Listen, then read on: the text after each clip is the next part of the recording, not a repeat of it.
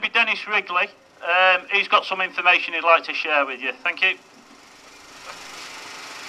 Can I say straight away that I believe that this meeting is not about you, it's about your children. And I believe that we've got to recognise that over many, many years, the public have been grossly misled about danger. And I want to go back just briefly. When the Great Shell petrochemical complex was built in Carrington, we were told, don't worry, there'll be no pollution, there'll be no smell, and it wasn't true. And then we were told that there wouldn't be wagons thundering through Flixton, Urmston and Davy Hume, and it wasn't true. And we had to campaign like this to get the spur road built. Likewise, we were told when they extended the sewage works in Davy Hume that there would be no smell beyond a year or so. It wasn't true. It was a lie. And we fought and we got more money invested. But what I want to say is that these assurances which we seek now are not being given. The Friends of Flixton have made a submission to all the local authorities, and we put here 14 questions. And we say, until you can answer these questions, under no circumstances can you approve this project. What are the questions? Number one, we know that particulates, that's dust, are shunted into the atmosphere, and that the people who suffer most are children. Because their bodies are not developed, they are far more prone to asthmatic conditions and other conditions of a respiratory nature. Now I want to just finish by saying this. This area is in the epicenter of atmospheric pollution. There are more people dying of bronchial diseases and illnesses in Manchester and Salford and the Northwest than anywhere else. Why in God's name are we going to add to that?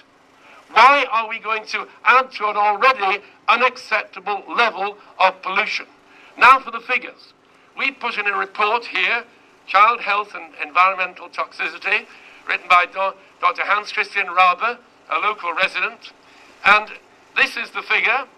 There are now 8,100 deaths from particulate matter every year in Britain. 8,000 people. That's nothing to do with the other problems which we're facing in terms of respiratory illness. Now, I'm quite adamant that the authorities have got to answer these questions. They haven't told us what happens if this thing breaks down. They haven't told us about the increased pollution when it's being commissioned or when it's being serviced. They haven't told us precisely the level of tonnage of vehicles to and from the base. These questions must be answered, and I plead with you to add your questions to the Chief Executive Traffic Council, to all the other local authorities, all the other health authorities, to say that we are now in a crisis situation. This district has had enough. I was involved years ago in campaigning on the pollution issue, and I can assure you that over and over again we discovered that the monitoring wasn't accurate. We were told that the information we given was wrong and misleading. So I believe this march is a statement not just to Peel Holdings, but all in authority. You have a responsibility for future generations of children.